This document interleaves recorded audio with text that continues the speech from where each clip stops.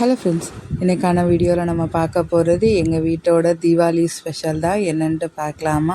So ஆக்சுவலாக வந்து பார்த்திங்கன்னா, இது போஸ்ட் பண்ணுறதுக்காக வீடியோஸ்லாம் எடுத்து எடிட்லாம் பண்ணி வச்சுட்டேன். பட் பசங்களை வச்சுட்டு வீடியோ எடிட் பண்ணிட்டு வாய்ஸ் ஓவர் கொடுக்கறதுலாம் ரொம்ப கஷ்டமாக இருக்குது. ஆக்சுவலாக எங்கள் வீட்டில் வந்து பார்த்திங்கன்னா, எப்போயுமே மொதல் நாள் வந்து தம்பிக்காக சாமி கும்பிட்ருவோம். ஸோ அதனால் வந்து நான் தங்கச்சி எப்போயுமே தீபாவளினாலே அம்மா வீட்டுக்கு போயிடுவோம். ஸோ கல்யாணம் ஆனதுலேருந்தே அது ஒரு ரொட்டீனாகவே ஃபாலோ பண்ணிகிட்ருக்கோமா. ஸோ அதனால் நைட்டு வந்து பார்த்திங்கன்னா, மாமி பசங்க எல்லாருமே வீட்டுக்கு வந்திருந்தாங்க. ஏன்னா பாப்பாக்கு காலேஜ் லீவு அப்படின்னு சொல்லிட்டு எல்லாருமே வந்திருந்தாங்க. ஸோ வீடே ஒரே ஜாலியாக இருந்துகிட்டே இருந்தது. அந்த டைமில் வந்து பார்த்திங்கன்னா, எங்களுக்கு கொஞ்சம் ஒரு ஃபீலிங்ஸ் இருந்துகிட்டே இருக்கும், தம்பி நம்ம கூட இல்லை அப்படின்னு சொல்லிட்டு. ஸோ இந்த மாதிரி ஃபேமிலியில் எல்லோரும் வந்து இருக்கும்போது பார்த்திங்கன்னா, கொஞ்சம் அந்த ஃபீலிங்ஸ்லாம் கொஞ்சம் கண்ட்ரோல் ஆகிற மாதிரி இருக்கும். பசங்களை வச்சுட்டு வேலை பார்க்கறது கொஞ்சம் கஷ்டம்தான். அப்படின்றதுனால தங்கச்சி வந்து பசங்களை ஒருத்தவங்களாம் வச்சு விளையாட்டு கட்டிகிட்டு இருந்தா. ஏன்னா இன்றைக்கி வந்து நான் கொஞ்சம் கடைக்கு போயிட்டு வந்திருந்தேன்னா, ஸோ அவள் தான் முன்னாடி வந்துட்டு சமையல் வேலையெல்லாம் ஆல்மோஸ்ட் எல்லாத்தையும் முடிச்சு வச்சுக்கிட்டா.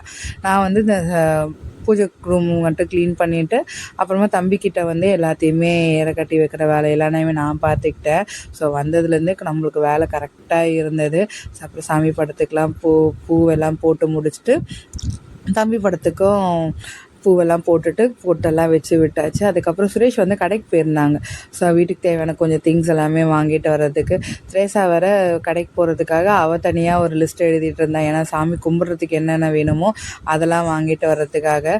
ஸோ எல்லாத்தையுமே வாங்கிட்டு வந்ததுக்கப்புறம் நான் பசங்க தங்கச்சிக்கு அம்மாவுக்கு எல்லாருக்குமே வந்து பார்த்திங்கன்னா, எப்பயுமே அம்மா அப்பா வந்து எங்களுக்கு தனியாக ட்ரெஸ் எடுத்து கொடுத்துருவாங்க. நான் அதே மாதிரி அம்மா அப்பாவுக்கு தனியாக ட்ரெஸ் எடுத்து கொடுத்துருவோம். நானுமே சரி தங்கச்சியுமே சரி. ஸோ இந்த வாட்டி எல்லாம் வாங்கியிருந்த எல்லா ட்ரெஸ்ஸையுமே எடுத்து தம்பி முன்னாடி வச்சுட்டு சாமி கும்பிட்றதுக்கு எல்லாமே அரேஞ்ச் பண்ணி வச்சுட்டோம். அவனுக்கு சாப்பாடு வைக்கிறோமோ இல்லையோ, அவனுக்கு பிடிச்ச ஸ்நாக்ஸ் ஐட்டம்ஸ் எல்லாத்தையுமே வைக்கிறது தான் எங்களோட ஃபஸ்ட்டு வேலை. ஸோ அதெல்லாம் வாங்கி வச்சுட்டு கற்பூரம் எல்லாத்தையும் காமிச்சிட்டு இருந்தோம். ஸோ மனசுக்குள்ளே ஒரு சின்ன வருத்தம் இருந்துகிட்டு இருந்தாலுமே, ஸோ அவன் எப்படி இருந்தாலுமே எங்கள் கூட தான் இருக்கா. எந்த சூழ்நிலையுமே எங்களை விட்டு கொடுக்கவும் மாட்டான். அதே மாதிரி பசங்க முன்னாடி நாங்கள் அவனை பற்றி பேசும்போது கூட பார்த்திங்கன்னா, கிஷோருமே சரி நைனிகாவுமே சரி அவன் இருக்கிற மாதிரியே அந்த ஃபீல்லே தான் பேசுவாங்களா. ஸோ அதனால் அவன் எங்கள் விட்டு இல்லை, உருவமாக தான் எங்கள் கூட இல்லை, பட் மற்றபடி எங்கள் கூட நினப்புலையும் சரி எல்லாத்துலேயுமே அவன் எங்கள் கூடயே இருக்கான்ற அந்த ஃபீல் இருந்துக்கிட்டே இருக்கும். ஸோ இந்த ஃபெஸ்டிவல் சீசனில் வந்து பார்த்திங்கன்னா, நம்மளுக்கு வந்து டைம் சேவ் பண்ணுற மாதிரி ஒரு சில இது தான் பார்க்கலான்னுட்டு தங்கச்சி வீட்டுக்கிட்ட வந்து ஒருத்தவங்க வந்து ரெடிமேட் சப்பாத்தி ரெடி பண்ணி கொடுக்குறாங்களாம். ஸோ அதை வந்து டேஸ்ட் பண்ணலாம் அப்படின்னு சொல்லிட்டு வாங்கிட்டு வந்திருந்தா. ஸோ அது வந்து பார்த்திங்கன்னா, நார்மலாக அம்மா சப்பாத்தி சுடும்போது எப்படி அந்த நல்லா ஃப்ளஃபியாகி உப்பி வருமோ அதே மாதிரியே இருந்தது. ஸோ ட்ரை பண்ணி பார்த்துருந்தேன், சூப்பராகவே இருந்தது. இதில் பூரியும் வாங்கிட்டு வந்திருந்தேன். சரி காலையில் ரெடி பண்ணிக்கலாம் அப்படின்னு சொல்லிட்டு எடுத்து வச்சுட்டோம். ஃபஸ்ட் டைம் நம்ம வீட்டில் வந்து பார்த்திங்கன்னா, அதிரசம் ரெடி பண்ணலாம் அப்படின்னு சொல்லிட்டு பாகலாம் பக்கத்து வீட்டு அக்கா எடுத்து கொடுத்துருந்தாங்க. ஸோ நான் வந்து சுட்டு எடுக்கிற வேலை தான் பார்க்கலான்ட்டு பார்த்தேன். குட்டி அழுதுகிட்டே இருந்தான்னு சொல்லிட்டு, அம்மா நீ போ நான் பார்த்துக்கிறேன் அப்படின்னு சொல்லிட்டு அம்மா எல்லாத்தையும் சுட்டு ஆற வச்சுருந்தாங்க. ஏன்னா சூடாக எடுத்து வச்சுட்டா அது வந்து ஒரு மாதிரி நம்த்த மாதிரி ஆகிடுமா. ஸோ அதனால் நல்லா ஆற வச்சுட்டு அதெல்லாம் எடுத்து வச்சுட்டு நைட்டு தூங்க போகிறதுக்கு ரொம்ப நேரம் ஆகிடுச்சு. ஸோ காலையில் எழுந்திரிச்சோடனே அம்மா வந்து குளிச்சுட்டு வந்ததுக்கப்புறம் எனக்கு எண்ணெய் வச்சு விட்டாங்களா. ஸோ நான் குளிச்சுட்டு வந்ததுக்கப்புறம் சமையல் வேலை பார்க்க ஸ்டார்ட் பண்ணியாச்சு. பூரி வாங்கியிருந்தேன்னு சொல்லியிருந்தால, ஸோ அது வந்து போட்டு பார்க்கலாம் அப்படின்னு சொல்லி பார்த்தேன். நல்ல சூடாக இருக்க எண்ணெயில் ஒரு 2 நிமிஷம் மட்டும் போட்டு எடுத்தோடனே செம்ம சூப்பராக உப்பிய வந்தது. நல்ல வேலை நம்மளுக்கு டைம் சேவிங்க்கு இதுவும் கிடச்சிதே அப்படின்னு சொல்லிட்டு ஒரே குஷி ஆயாச்சு. ஏன்னா நம்மளுக்கு வேலை கொஞ்சம் மிச்சமாகும். மற்றபடி வேலையெல்லாம் தங்கச்சியும் மாமியும் பார்த்துக்கிட்டாங்க. இருந்தாலுமே நம்ம கிச்சன்கிட்டே இருந்துகிட்டு இருக்கும்போது மற்றவங்க கூட டைம் ஸ்பெண்ட் பண்ணுற மாதிரி இருக்காதுல்ல. ஸோ அதனாலே கொஞ்சம் ஃபீல் பண்ணிகிட்டே இருந்தேன். இந்த வாட்டி இந்த மாதிரி வாங்கினதுனால என்னாச்சுன்னா, எனக்கு நிறைய டைம் சேவும் ஆச்சு. அதே மாதிரி பார்த்திங்கன்னா, கொஞ்சம் குயிக்காக லஞ்ச் வேலையெல்லாம் முடிச்சுட்டு நாங்கள் கொஞ்சம் நேரம் அப்படியே ஃபேமிலியாக எல்லாருமே உட்காந்து படம் பார்க்கலாமா இல்லை வெளியே எங்கே போகலாமா அப்படின்னு சொல்லிட்டு பிளானிங்லாம் பண்ணிகிட்டு இருந்தோம். இன்றைக்கி காலையில் பிரேக்ஃபாஸ்ட்டுக்கு வந்து பார்த்திங்கன்னா, இட்லி, அப்புறம் பூரி, உருளைக்கிழங்கு மசாலா, அதுக்கப்புறம் வந்து கார சட்னி இதெல்லாம் ரெடி பண்ணியிருந்தேன். ஃபஸ்ட்டு யார் சாப்பிட்றீங்களோ இல்லையோன்னு சொல்லிட்டு சாமிக்கிட்ட வச்சுட்டு நான் ஃபஸ்ட்டு சாப்பிட உட்காந்துட்டேன். ஏன்னா எனக்கு பசி தாங்க முடியல. அப்புறம் வந்து பார்த்திங்கன்னா, சுரேஷும் வீட்டுக்கு போயிருந்தாங்களா. ஸோ அவங்களும் காலையிலேயே வந்துட்டாங்க வீட்டுக்கு. கறியெலாம் எடுத்துகிட்டு வந்து கொடுத்ததுனால அவர் லேட்டாக தான் வந்திருந்தாங்களா. ஸோ வந்ததுக்கப்புறம் அவருக்கு அம்மா எண்ணெய் வச்சு விட்டாங்க. நான் வந்து மட்டன் வாங்கிட்டு வந்திருந்தாங்களா. ஸோ அதை வந்து கிரேவி பண்ணலான்னு சொல்லிட்டு ரெடி பண்ணிகிட்டு இருந்தேன். நான் மட்டன் கிரேவி எப்படி ரெடி பண்ணியிருந்தேன்னு சொல்லிட்டு பார்க்கலாமா. ஒரு நான் இன்றைக்கி குக்கரில் தான் ரெடி பண்ண போகிறேன்னா, ஸோ அதனால் குக்கரை வந்து அடுப்பில் வச்சுட்டு தேவையான அளவுக்கு எண்ணெய் ஊற்றிட்டு பட்டை, சோம்பு, கிராம்பு, ஏலக்காய், அதுக்கப்புறமா பிரியாணி இலை இதெல்லாமே சேர்த்து நல்லா பொரிஞ்சதுக்கப்புறமா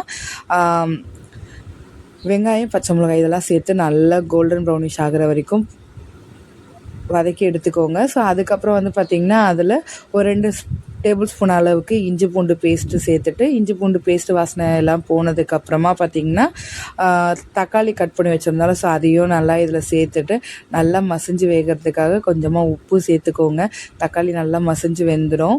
அது கேப்புக்குள்ளே பார்த்திங்கன்னா நாங்கள் டீ போட்டுட்ருந்தோம். எங்களுடைய மேக்ஸிமம் எனர்ஜி ட்ரிங்க்கே வந்து பார்த்திங்கன்னா டீ இல்லை காஃபி ஏதாவது சூடாக குடிச்சிக்கிட்டே இருப்போம். ஸோ அதுவும் மாமி வந்துட்டாங்கன்னா எங்களுக்கு இன்னொரு ஆள் கிடச்ச மாதிரி. ஸோ அடிக்கடி இதை பண்ணிவிட்டு குடிச்சிட்டே இருப்போம். எந்த வேலை ஓடுதோ இல்லையோ கிச்சன் பக்கம் வந்தாலே எக்ஸ்ட்ரா டீ போடுற வேலையும் பார்த்துக்கிட்டே இருப்போம். ஸோ தக்காளியும் வெங்காயமும் நல்லா வதங்கிடுச்சு. ஸோ க்ளீன் பண்ணி வச்சுருந்த மட்டனை இதில் சேர்த்துட்டு ஒரு பெரட்டு நல்லா பெரட்டி விட்டுட்டு இப்போ மசாலாலாம் சேர்க்க ஆரம்பிச்சிடலாம். மட்டன் கிரேவி வந்து பார்த்திங்கன்னா நான் இன்றைக்கி தனியாக வேக வச்சு செய்யலை, குக்கர்லேயே சேர்க்கிறதுனால நான் இதில் டேரெக்டாகவே மசாலா எல்லாமே சேர்த்துக்க போகிறேன். ஸோ அதோட அளவு வந்து பார்த்திங்கன்னா நான் வந்து 1.5 கிலோ வந்து கறி எடுத்துருக்கிறதுனால ஸோ அதுக்கேற்ற மாதிரி தான் ஆட் பண்ண போகிறேன். 1.5 டேபிள் ஸ்பூன் அளவுக்கு வந்து வெறும் மிளகாத்தூள் ஆட் பண்ணியிருக்கேன். ஏன்னா இது கொஞ்சம் காரம் அதிகமாக இருக்கிறதுனால வெறும் மிளகாத்தூள் வந்து 1.5 ஸ்பூன் ஆட் பண்ணியிருக்கேன். ஸோ அதுக்கப்புறம் பார்த்திங்கன்னா இதில் 4 டேபிள் ஸ்பூன் அளவுக்கு தனியாத்தூள் ஆட் பண்ணிக்கிறேன். ஏன்னா இது சின்ன டேபிள் ஸ்பூனுன்றதுனால நான் 4 டேபிள் ஸ்பூன் அளவுக்கு சேர்த்துக்கிறேன்.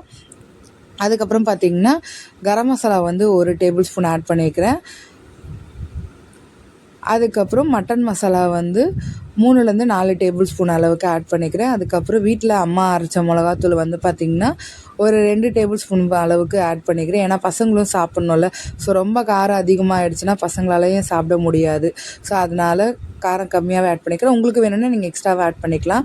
இதுக்கப்புறமா கொஞ்சமாக உப்பு இதில் சேர்த்துட்டு நல்லா இந்த மசாலா எல்லாமே கறியில் எல்லாம் ஒன்றாகிற அளவுக்கு நல்லா கலந்து விட்டுட்டு ஒரு 5 நிமிஷம் வரைக்கும் வெயிட் பண்ணுங்கள். அந்த மிளகாத்தூள் பச்சை ஸ்மெல்லாம் லைட்டாக கம்மியானதுக்கப்புறம் இதில் வந்து பார்த்திங்கன்னா ஒரு 1/2 டம்ளர் அளவுக்கு தான் நான் தண்ணி ஊற்றுறேன். உங்களுக்கு நிறைய கிரேவி வேணும் அப்படின்னா நீங்கள் ஒரு கொஞ்சம் தண்ணி எக்ஸ்ட்ரா கூட சேர்த்துக்கலாம். ஆல்ரெடி மட்டன்லேயே வந்து பார்த்திங்கன்னா தண்ணி கொஞ்சம் நல்லா விட்டு வந்திருக்கும். ஸோ அதுக்கப்புறம் இதில் ஊற்றின தண்ணி மட்டும்தான் கிரேவிக்கு வர்றதுக்கு. இப்போ குக்கரை மூடி போட்டுட்டு 4லேருந்து 5 விசில் வர வரைக்கும் நல்லா ஸ்லோ ஃப்ளேமில் வச்சு வேக வச்சுக்கோங்க. அப்போ தான் நல்லா மட்டன் சாஃப்டாக வெந்திருக்கும்.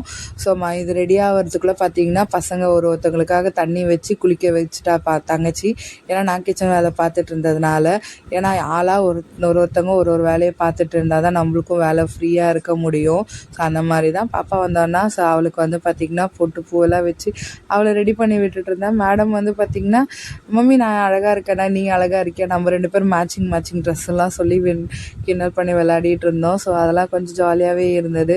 ஸோ அந்த ஒரு 5 நிமிஷத்துக்கு அப்புறம் பார்த்திங்கன்னா மட்டன் சூப்பராக ரெடியாக இருந்தது. ஸோ அதுக்கப்புறம் கொஞ்சம் நேரம் பட்டாசு வெடிக்கிறதெல்லாம் வேடிக்கை மட்டும் பார்த்துட்டு வந்துட்டு அடுத்தது மட்டன் பிரியாணி பண்ணலான்ட்டு தான் பிளான் பண்ணியிருந்தோம். அப்புறம் சிக்கன் பிரியாணியாக அதை கன்வெர்ட் பண்ணிவிட்டோம். ஏன்னா மட்டன் கிடைக்கல. ஸோ அது வந்து பார்த்திங்கன்னா சிக்கன் 65க்கு வந்து மசாலாலாம் போட்டு வச்சுருந்தேன். சிக்கன் 65க்கு வந்து ரொம்ப சிம்பிளான மசாலா தான் ஆட் பண்ணியிருந்தேன். ஆச்சியில் வந்து சிக்கன் 65 மசாலா கிடைக்கும்ல அது, அப்புறமா இஞ்சி பூண்டு பேஸ்ட்டு, கொஞ்சமாக உப்பு, அதுக்கப்புறம் கார்ன்ஃப்ளவர் மாவு இதெல்லாம் மட்டும் போட்டுட்டு நல்லா சிக்கனில் பரட்டிட்டு ஃப்ரிட்ஜில் ஒரு 1 ஹவர்லேருந்து 2 ஹவர்ஸ் கழிச்சு வச்சுட்டு அதுக்கப்புறமா ஃப்ரை பண்ணி பாருங்கள். சூப்பராக கிறிஸ்பியாக நம்ம கடையில் வாங்குற மாதிரி சூப்பரான டேஸ்ட்டில் சிக்கன் 65 மசாலா ரெடி ஆகிடும். ஸோ சிக்கன் பிரியாணிக்கு வந்து பார்த்திங்கன்னா அரிசியெல்லாம் ஊற வச்சுருந்தேன். இந்த வாட்டி பார்த்திங்கன்னா நானும் தங்கச்சி சேர்த்து செஞ்சுருந்தோம். எப்படி வருமோன்னு பயந்துகிட்டே இருந்தேன். இருந்தாலும் சூப்பராக வந்திருந்தது. அதோட டீட்டெயில் ரெசிபி வீடியோ வந்து இன்னொரு லாங் வீடியோவில் கண்டிப்பாக ஷேர் பண்ணிக்கிறேன். ஏன்னா ஒரே வீடியோவில் ஃபுல்லாக சொன்னால் உங்களுக்கும் புரியாது, எனக்கு இதுக்கு மேலே சொல்லவும் கஷ்டமாக. பிரியாணி எல்லாம் ரெடி பண்ணி முடிச்சதுக்கப்புறம் பார்த்திங்கன்னா பட்டாசு வெடிக்கிறதுக்காக எல்லோரும் மாடிக்கு போயிருந்தாங்களா. ஸோ நானும் மாடிக்கு கிளம்பிட்டோம். ஏன்னா வந்ததுக்கப்புறம் வேணால் 65 வந்து சூடாக சாப்பிட்றதுக்கு முன்னாடி பொரிச்சிக்கலாம் அப்படின்னு சொல்லிட்டு கிஷோர் இந்த வருஷம் பார்த்திங்கன்னா செம்ம ஜாலியாக பட்டாசு வெடிக்கிறத வேடிக்கை பார்த்துட்டே இருந்தான். போன வருஷம்லாம் சார் வீட்டை விட்டு வெளியே வரவே இல்லை. பட்டாசு சத்தம் கேட்ட உடனே அம்மா பயமாக இருக்குன்னுட்டு இந்த வருஷம் வீட்டுக்குள்ளே வாடான்னு கூப்பிட்டா கூட இல்லைம்மா நான் பட்டாசு வெடிக்க போகிறேன் அப்படின்னு சொல்லிட்டு ஜாலியாக விளையாடிட்டு இருந்தான். சரி சுரேஷ்லாம் மேலே பட்டாசு வெடிச்சிட்டு இருந்தாங்களா, சலாம் அப்படியே பார்த்துட்டு இருந்தேன். என்னை வெடிக்க சொல்லி கூப்பிட்டுட்டே இருந்தாங்க, நான் தான் வெடிக்கவே இல்லை. ஏன்னா எனக்கு அந்த இன்ட்ரெஸ்ட் கொஞ்சம் கொஞ்சமாக போயிடுச்சு. ஸோ இதே மாதிரி யாரெல்லாம் இருக்கீங்க அப்படின்னு சொல்லிட்டு கமெண்ட்டில் சொல்லுங்கள். ஸோ இந்த வருஷம் தீபாவளியை வந்து எங்கள் வீட்டில் நாங்கள் இப்படி தான் செலிப்ரேட் பண்ணோம்.